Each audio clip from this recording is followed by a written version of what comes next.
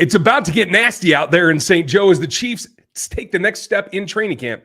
Pads are coming on. What do the trenches look like? Who's going to step forward? That's all today on Locked On Chiefs.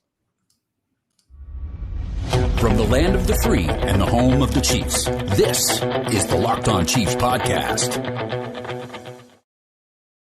Welcome back, friends and neighbors, Chiefs fans around the world. We welcome you in. We are live today for our update at training camp. A lot going on, and tomorrow's going to be the next step forward. We're going to go through the O-line, the D-line, who has a chance to stand out, and what should we be watching, or what should you be watching if you're going to be out in St. Joe. Thanks for making us your first listen. Make sure you make another Locked On show your next listen for today. We appreciate you being with us and supporting all of our sponsors. We appreciate you supporting us by getting liked and subbed and hit that bell over on YouTube. You can get on Spotify and Apple for the audio side as well, but honestly, you can get that anywhere you get audio. So check that out. Make sure you're subbed. I'm Ryan Tracy, the founder of Rogue Analytics and Performance Consulting, NFL33.com, and RGR Football. And I'm Chris Clark from Chiefs Corner. There's a ton to talk about because camp is kicking off into full gear. It is going to continue to be very hot in Missouri. But the better thing is that you are going to be having pads come on tomorrow. And really quick, I do want to say, if you haven't already, text us at 816-357-8781. I've been sending out texts trying to, give people updates as we have them for camp. Obviously, nothing today, so sorry I didn't get a text sent out yet, but I will a little bit later. But I'm enjoying being able to talk to people and get a different conversation with them. Yeah, it makes it a lot more instant. We're able to communicate with you guys a little bit more real time, so that's always fun. Now, we'll try to squeeze in a question or two at the end of the show. This isn't a Q&A. We're going to go through what we're expecting and what we need to know, and it starts on the offensive side of the ball for me. I think that's the most critical piece right now in that we've seen the injury to Kadarius Toney. We've seen a couple of young guys start to step out. So what's the next evolution is you got to make sure that you have the protection settled down so that they can continue to make their progress working with Mahomes.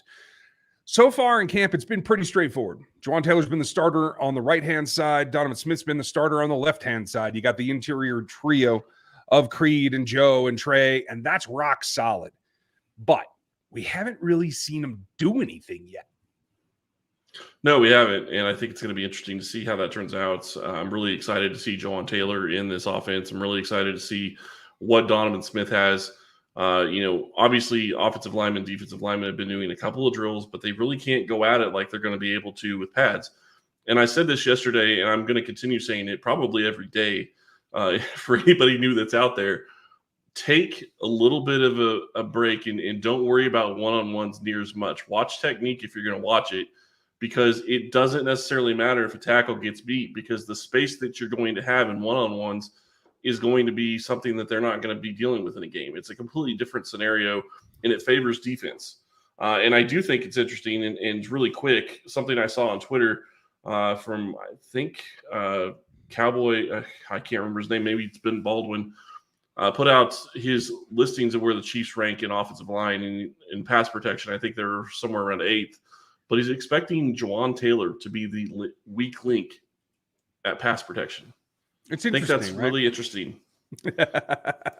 Because Jawan's actually been on the up the last couple of seasons. And I expect him in Andy Heck's system to just be able to let his athleticism out, be able to settle down. He doesn't have to. I think some teams like to push what their tackles have to do in terms of engagement with the defender, et cetera. He's going to get trained to just sit back, rely on his feet, enjoy that extra little split second that you get to really get into your set before you go to strike. I think the key importance for me for Jawaan Taylor to continue his progress forward is to make sure that he's understanding how he can use his hands more aggressively, but in tighter space, in deflecting the punch, in deflecting the long arms that he's going to get inevitably. I think that's really what I'm looking for in terms of technique for him to take a step forward with. Yeah, no, I definitely agree with you. And really quick, since you put it up there, thank you, Paul, for being a loco. We really do appreciate you locos out there. So just want to throw that out there. You look at what this is going to mean, and we talk offensive and defensive line. I think that's a big question. How this is going to play out with some of the players. You're going to finally get a chance to see what Keandre Coburn's going to be able to do defensively. I think that's going to be interesting to see. you start looking at the younger guys too. You start looking at, Wanye Morris. You start looking at who's going to be the right tackle, the second right tackle behind Juwan Taylor, trying to get an idea as to how that offensive line and the backup offensive line is going to play in, and who's going to be your rotational guys at defense. I mean, we still have a pretty good idea of where we think they're going to go, but this is where they're going to be able to start actually, making plays and making a name for themselves, because right now it's just been shorts and, a little bit of hand fighting here and there. But when pads come on, everything changes, and it changes at not just offensive line and defensive line. Wide receiver and corner is going to change big too. It is. And we're going to go in depth here coming up in the next segment about the defensive line. And later we're going to talk about what specifically to watch, what the matchups are. But as we start out here on the offensive side, we have to look for rotation, because I think there's a lot of question marks about what we're going to see, not necessarily with the starters, but what happens in case of, right? And so far, object number one is that Juwan Taylor's not taken left tackle snaps that I'm aware of throughout OTAs and so far in camp. Does that change tomorrow in the pads? That would make a little sense to me, because against air, I don't know that you need to practice that, but it'll give us an insight to whether, if Donovan Smith either has a re-injury of either the ankle or the elbow, both of which were pulling him down last season, who steps in at left? Is it going to be the flip with Juwan over to the left-hand side and you're bringing up the next guy on the right? Or is it going to be Wanye Morris, who's taken the majority of the 1 reps with left tackle when it's not Donovan Smith? It has not been anyone else. And I think that's really the key that I need to get a little more information on tomorrow. Well, and I think that it goes even a step further than that. And this is what we're not going to find out tomorrow. We will find out some of the answers as to what they're going to do. But when you start getting in season, I think it's going to depend what is going on in game versus if it's going to be a long-term injury afterwards. If it's in game, maybe it's a little bit different of an answer. Maybe you don't flip the guy. And we will find that out until, and hopefully it doesn't happen. I mean, you hope that all those guys are able to play and we're not having to worry about it. But that's going to be the question that we'll have to answer later. But it is going to be a lot of fun to see what Wanye Morris is able to do against some of the defensive ends he's going to be going against. It's going to be exciting to see what does Darian Kennard look like. Without pads on, you don't get much of an idea as he made a huge progress. I mean, you can watch the feet, but it's really going to matter when you can start getting power and everything else behind it. Yeah, I'm keen to see that as well, because when you raise the bottom couple of guys, the 8th offensive lineman, the 9th offensive lineman, now you're raising the weakest link in that chain that we all know the offensive line has to perform as a group. I'm looking forward to that, but there's guys that have to go against them, and they have to be able to show out as well. And so what's going on the defensive line without Chris Jones in camp, that's going to be on the backside of this. Our partners at eBay Motors have teamed up with Locked On Fantasy Football host Vinny Iyer to bring some of the best fantasy picks each week, all season long. Whether you're prepping for a draft right now or scouting the waiver wire, every week we're going to provide you players that are guaranteed to fit on your roster. So with draft prep underway for the upcoming season, let's see who Vinny has picked out for us on this week's eBay's Guaranteed Fit Fantasy Picks of the Week. When the top tier of quarterbacks is off the board in fantasy football drafts in 2023, there's another line of luxury passers and runners who are guaranteed to fit your starting lineup every week. Driving a sleeker Jaguars offense that now features wide receiver Calvin Ridley, Trevor Lawrence has top 5 scoring upside as a QB1. Expect Lawrence to keep living up to his immense arm and athletic talent and cruise to production that builds off his hot finish to last season. Vinny Iyer from Locked On Fantasy Football is going to help you win your fantasy championship, and eBay Motors knows a championship team is about each player being a perfect fit. The same with your vehicle. With eBay Guaranteed Fit, over 122 million parts and accessories for your vehicle right at your fingertips, you can make sure your ride stays running smoothly. From air filters, brakes, batteries, taillights, alternators, shocks, struts, you name it, eBay Motors has it. And they'll make sure it's the right fit for your car, because eBay Guaranteed Fit helps you understand exactly what part your car or vehicle needs the first time. So go forth, switch gears, crank the AC, and say goodbye to sweating if your ride needs a little fixing up. Because now you'll always be set up for success from the get-go. With eBay Guaranteed Fit, everything your vehicle is calling for is just a click away. For the parts and accessories that fit your vehicle, just look for the green check. Get the right parts, the right fit, and the right prices at ebaymotors.com. Let's ride. eBay Guaranteed Fit only available to U.S. customers. Eligible items only. Exclusions apply. I would like to be an exclusion, I have to tell you. That sounds fun to me because I want to stand out. I want to be different than the rest of the pack, and I want to make some kind of noise. That's what I'm looking for on the defensive line as well.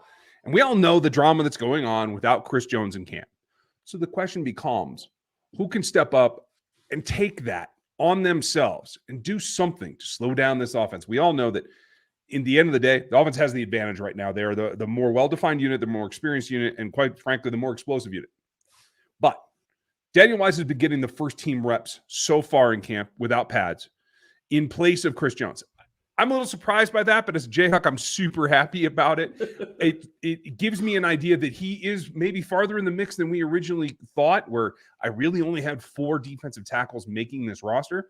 It also tells me that I want to see who subs for him and what they do with him, because I have a couple of theories.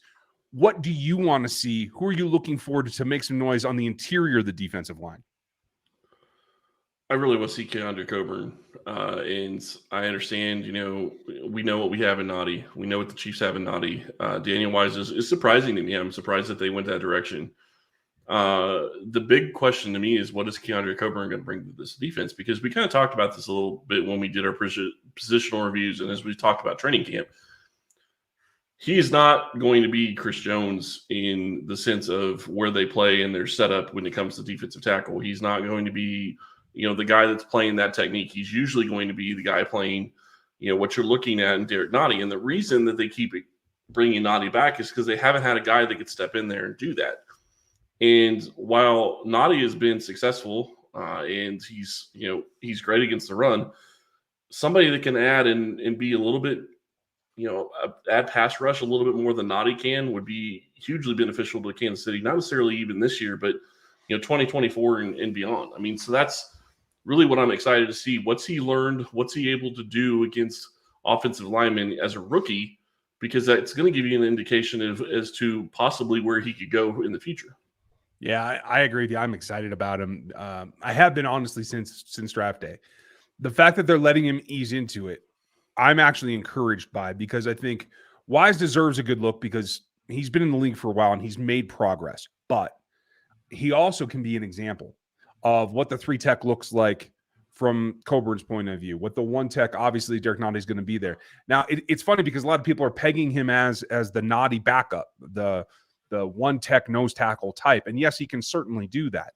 But he's got better get off than he's given credit for. And he can come attack the passer out of the 3-tech. And so especially on third down, when you're trying to widen out those A gaps and get guys isolated on guards, I think he's got a lot to offer. I don't know if we're going to see that this week, but I do think we will see that through the season as it progresses and he gets acclimated. And I'm not so sure how much we'll see it during the season. And the reason I say that is because you got guys like Charles Omenihu, you got guys like Mike Dana, who they like to throw inside. And, so who knows what they're going to be doing in that situation? Are they going to put George Karlaftis inside again at times where he's successful last year? There are all these guys that they have that can go, do defensive tackle snaps at times in their defensive ends. So is Coburn going to get the opportunity? And I agree with you. He's not the same type of player as Derek Noddy. He does have more pass rush upside. He can play the 3-tech. But if we're looking at what the defense would look like in 2024, he's going to be the guy that would be starting next to Chris Jones, most likely. And the other reason that Wise is in there is because you don't have Treshaun Wharton, who we're not going to see until he comes off the pup. And we might not see Wharton for a couple of weeks even when he comes off the pup because he's got to get acclimated. I completely agree. And that's why I'm really interested to see how fast Coburn comes along. It's, for me, I think a great boon, but if he needs more time, if he's got to go a little bit slower, you're right. We could see all kinds of changes on the inside. But we also have to remember, too, just because Chris Jones is on the field doesn't mean he's in that 3-tech. Sure. If you go back, ran some numbers, and this was actually confirmed by Daniel Jeremiah, the number 2 get off in the league from the edge position in terms of speed to the quarterback is Chris Jones last season. The only guy faster than him was Myles Garrett. That means TJ Watt. That means all your speed rushers, Brian Burns, all these guys off the ball to the quarterback, Chris Jones, number 2. So I do think, despite the fact that they've got all these guys that can come inside, it means somebody's got to play on the outside too. We might see Chris Jones at edge a bit again, maybe even a bit more than last season if they really just want to keep rotating and mixing it up. Well, that'll be interesting because what you saw, and I'm going to go back to a specific game, what you saw from Chris Jones last year, you go watch the Cincinnati playoff game. And actually, this was on TV a little bit ago, and I really enjoyed being able to actually record it and watch the final couple drives. But what you saw is Chris Jones played inside most of the game. And then all of a sudden, when the Chiefs needed it the most, he told Carlos Dunlap, nope, I'm staying outside. You're going to play inside. And he went outside. And he was very successful. He got a sack on that 3rd and 8 play. So he does have that ability. And, a couple of years ago, they tried to play him outside the defensive end more. And I don't think that plays to his strengths. But giving him the ability to switch inside out does play to his strengths because he does have the ability to play defensive end, specifically in passing downs. It's the running downs that he was struggling at the defensive end position. So if they continue to use Chris Jones like they did last year, and I think that Joe Cullen is one of the reasons why he was able to do as well as he was, I think it's going to be a situation where Chris Jones may exceed his sack total from last year because they're going to be moving him all around the defense. And if you're an offensive coordinator, an offensive line coach, the one thing you're going to be trying to figure out is where is Chris Jones going to be playing against you every single snap? You have to account for him. And if you don't have a good answer for him, if he plays regardless of where you think he's going to play, you're going to be in trouble. Well, and I'll tell you this too. If you can just add 3 or 4 seconds to the pre-snap process for every opposing quarterback just to find him, that helps you in terms of your play clock, getting them less snaps in a ball game, et cetera, et cetera. There are big pluses to it all the way around. Really quick question on that specific aspect. Do you think it would benefit Kansas City at times to go to more of a Patriots-esque style of not getting down in a snap situation, not getting down ready for the snap until right before the snap? Because if you think about it, they went to a situation where, the Patriots used to use it where they were 2 guys maybe down, but the rest of them were standing up. I love the concept. I think that's a natural evolution in the NASCAR package. It depends what that package is, though, because I can see eventually, whether it's this season or next, like you were saying, eventually it will be Coburn next to Chris Jones. And I think Coburn is best out of a coiled stance. Honestly, I think Chris generally is too. So I could see one or both of them still being down, but everybody else being up. Being late to the line of scrimmage, I think actually helps the defense come off at a run. And I think all these guys can benefit from it. You have length in Karlaftis. You have length in Amenahue. You have length in Felix, who we're going to talk about after this because I need to get into the edges and what we need to watch on Friday and beyond. But all of those guys can come off at 2-point stances. And I think that's a really interesting wrinkle that we could see thrown in even this season. Yeah, and I don't know. And I'm not saying that I expect it to be something they're going to run all game long. But if you throw that in an offense in certain scenarios and they're not expecting it, that's just going to benefit you if you have the ability to do that. And it's something that they set in place, in training camp and in practices. So something I'm looking for because I do think that gives them the ability to do some interesting things. Yeah. And what will those things be and who should we watch on Friday coming up after this? So it's here. Padded practices are starting.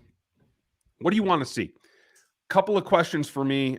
I'll go first because I'm really kind of keyed up about this. It hasn't been much of a push to this point because of the lack of pads for the guys on the lines. But what we've seen is that because he missed OTAs, he had the hand issue that had to be surgically repaired that he didn't even know about until his pro day. Felix Anudike-Uzomah hasn't had a chance to really get into the flow of the team yet. And that's starting to come on here on day 5. So what I want to see is I don't expect him to be out there with the ones. It seems they're taking a very cautious view of where they're getting him reps to kind of get him ramped up. But I want to see in the one-on-ones, especially when he gets reps with the 2s. 3s, he should dominate. It shouldn't matter. But when he sees Lucas Niang, when he sees Wanya Morris, who they obviously have a pretty friendly rivalry, right? I want to see what he can get done, whether it's one-on-one or in team. I agree with you. I put more credence into what happens in team because that's a more play type scenario. But he's probably the number one guy that I want to see on the defensive front, especially at edge, that I just haven't seen enough of yet. Well, and you look at other guys, and FAU is going to be fascinating to watch. Don't get me wrong. I am looking forward to seeing what he's able to bring and see if he can adapt what his game was in college to the NFL level. Because if he can, that puts Kansas City in a great shape. I mean, he's likely to not be the starter because I think that they're going to have a Minihue start. But if FAU can get a ton of snaps, that's going to help Karlaftis. It's going to help FAU. Karlaftis played a ton of snaps last year. And I'm not saying that you want to take a lot of snaps away from him, but he doesn't need to play as many as he did last year. If you can get more of a rotation, he's going to be even better. So I think that's one of the reasons why it's so big to have a young guy like FAU be successful. But, you start looking at what this is going to mean on the defensive line. I'm really curious what Minihue brings. I'm really curious to see also what Karlaftis is able to bring. When you go back and you look, he talked to the media, I believe it was on Wednesday, and said that he worked with Tamba Hali in the offseason. What did he learn from Tamba? Tom is all about hand fighting, and that is going to be huge for Karlaftis' game. And let's be real, Tamba's a great allegory to Karlaftis' game. Tamba was not an elite speed edge bender. He played through tackles. He attacked the shoulder and had to work it. And I think if anyone in the Chiefs' history was here to really help him come along, Tamba's a great choice. Do I wish Derek Thomas was here to give him some advice? Absolutely. Yeah. But Tamba's allegory to his game is much closer, in my opinion. So I'm excited about that. And so maybe, especially early, maybe I do want him to get just as many reps, if not more, so he can work that into his natural flow of his pass rush. Yeah, that would be fascinating to see if he's able to get out there and run as much as he was last year and be successful. I do think that Karlaftis is going to take a step forward this year. What you saw at the end of the season was he was getting better, but he was already one of the top rookies when it came to pressures. He didn't get a ton of sacks, but he was getting pressure, and that does matter, and it really is going to help the back end of this defense. Yeah, I completely agree. Like the step forward, we talk about this a lot. The leap from year one to year two is generally pretty big for most positions. Maybe the wide receivers are a little bit farther down the line, but for Karlaftis, who I think we saw progression throughout the whole season, like you said, he came on at the end. For him to have trained with Tamba over the offseason, to train with Bobby Stroup, and Bobby does a great job of being functional, and that's exactly what we need out of Karlaftis. That's all over my eval from him coming out is functional strength is there. Functional acceleration is what he needs. And I'm really excited to see physically what step he's taken forward, because if he can jump that up 40%, if he can be a 10 sack guy, then we're in business. And he could come out of the blue maybe as much as Jared Allen ever did. Yeah, and one thing I will say about Bobby Stroup, I've always loved seeing his tweets and talking about different things. And I obviously his most famous client is Pat Mahomes, and he's been with Mahomes since I think 4th grade. And I get all that. But he is a guy that goes and looks at exactly who you are as a player, exactly who you are as a human, and figures out, okay, how can I build on what you already are? He built on what Patrick already was. That's what made Patrick what he is. I'm not saying that Patrick didn't have talent. Obviously he did. But Stroup brought out some of that talent because he continued to build on things that, Patrick innately had. You can do that with every type of player and every player, and going and getting training from a guy like Stroup that's going to be looking at you in that sense is only going to help you. Absolutely. And the best thing about Bobby and his program and the way that he works is he's really a baseball fundamentalist, but he comes from a functional standpoint. And that's exactly what you need on the football field. It's what the athletic matrix is all about. It's about how you combine things and actually perform the sport, not perform X task in the weight room or X task on the field, like running, in order to try to simulate that. Now, how do you actually play? That's what it comes down to. If you haven't seen quarterback, and I hope everybody that's watching this has already seen quarterback or listening to this has already seen quarterback. If you haven't, you need to go watch it. And specifically the episode that Stroup talks about what makes Patrick so good. And it's the little things that he takes and he notices. And where I'm going with this specifically, he talks about Mahomes' spine, his ability to be able to keep his head constant and be able to look and see the field in a different vision that some people just don't have. It gives him the ability to make plays that we wouldn't even think about. You're not thinking about the spine when you're thinking about the ability to make some of the plays that Mahomes does, but it's because he has that ability that he's able to do some of the things he does. And you can expand on that at every single position. Which is funny because it's actually some of his biggest plays are when his spine is actually rotating underneath him so his head can be stable in one direction and he throws it the other way.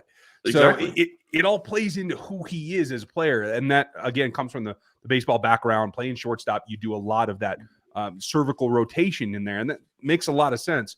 But there's a lot of other ways that can help other players, George Karlaftis being the first one. Now, before we wrap, folks, we're trying to do this every day. We'll answer a question or two here in the speed round at the very end. So Harry's got a good one to begin with, Chris. Will the Chiefs keep 3 quarterbacks on the 53 or hope that Shane Bichelle survives the waiver wire? I still think they keep 3. I know a lot of people think they're going to keep 2, but they kept 3 last year, and I don't see why that would change this year. It's really going to depend on preseason games, though. I would only keep 2. That's I know my you opinion, would, but you're probably right. We'll see. WMB, is there a real possibility that Prince fills the number 3 spot and CH is the odd man out? I don't think so. They don't gain much by releasing him. You could put him on the practice squad. Somebody's probably going to pick him up. I think it's more likely they just carry 4 and they kind of like platoon based on matchup. Well, I will say odd man out, maybe not, but I do think it's a possibility that Prince fills the 3. Yeah. Prince seems again, to I be think a guy it will be that they're really excited about. It's going to be curious when the pads come on. Can he continue to go that direction? Yeah, I mean, we got to keep in mind, folks, this is a first training camp for this rookie, just like Pacheco, who said he was going to take somebody's job like day one, right? It didn't really happen until halfway through the season where he continued to progress each level. Camp is one thing. OTAs is one thing. Pads at camp is the next step. And then preseason games is the next step. And it just goes on from there. So a lot of steps in front of him, but it certainly looks like it's a possibility so far. I do think they go with 4, though. Paul, I'm hopeful that Ross makes the roster and turns into a baller. What do you guys think it will take for that to happen for him? I think the number one thing that it's got to do is he's got to understand the entire offensive playbook. Yep. We know he's a physical player. He's always been a physical player. If he can stay healthy, that won't change. It will be, can he be in the right place? Patrick always talks about being in the right place. And that's the other challenge. I feel like maybe his recovery's got him stabilized where he can stay healthy. I'm optimistic. I agree with you, but I would say this. I think that if you look at what made Ross so good in college, it was because he was such a better athlete than everybody else around him. He's not going to be that in the NFL. He has to find something else that he can excel at and excel a little bit more than what you do in college. Is it possible he can make this roster? Yes, it is. But you're absolutely right. He needs to know the offense. He needs to be able to know all 3 wide receiver positions. And that's really what kept Sky Moore down last season. He didn't know where to be at all times. And Sky Moore is a guy that I think is going to have a huge year just because I do think he understands the offense, knows where he's supposed to be, and is going to be there. Yeah. And I hope that rubs off on Ross because I think with John's in retirement, I think he's got himself really separated at this point. Justin does. Tommy, how possible is it that Jones holds out to the point of having no choice but trading him? That's virtually non-existent, 1% at the most. He can't. I would say 0 thing. Yeah, I try not to say never. No, I understand that, but I say 0 because if he holds out, he isn't going to get the contract he wants next year, and I think he and his agents know that. So he has to play and he has to produce. I mean, he'd be forfeiting $20 million by not playing on this contract. Never mind the penalties. So, it can't come to that. Unless he's independently wealthy with some other contract I don't know about. It really can't come to that. And last one here, and we'll wrap up. KL, thank you for the question. Cannot wait for the D-line, O-line, but also the CBs. Where is Watson at? Well, that's an interesting question because with the focus on Najee Johnson and seeing how much he's progressed, both Josh Williams and Jalen Watson have been relegated back in reps to that 2/3 kind of area if you consider Najee being the backup, the number 2s. What happens when pads come on? That's going to be the next change. But I do think this is staggered. I think in the end, we're going to see somebody settle into a role. And I don't think Josh Williams or Jalen Watson are going to have any trouble. I think they've got so much game film compared to Najee Johnson that I think they're just taking their time to get a good look at the second-year player as well as Nick Jones.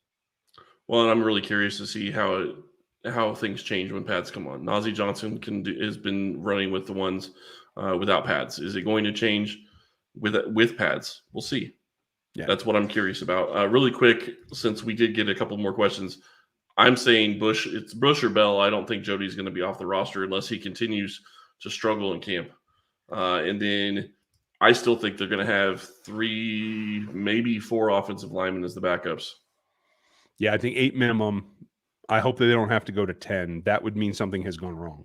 Yep, would agree. But we'll have more insight when we see them in pads starting on Friday. We'll have a couple of updates for you through the weekend if anything pops. And if not, make sure you're back here. We'll release Sunday night for Monday so that you guys can have all the information you need. If you are going to camp, it's going to be hot out there. Make sure you stay hydrated and make sure that you're prepared for what's going to happen that day. I know they're 9:15 practice, but they still get warm at the end. And if you want all the updates that we can give you a little bit quicker, make sure you text us and get subbed over 816-357-8781. We appreciate your time and being with us today. It's been a blast, and it's going to get hairy now. So make sure you like, sub, and hit that bell. Check out another Locked On show for the next one. Thanks for being with us, and we'll talk to you tomorrow.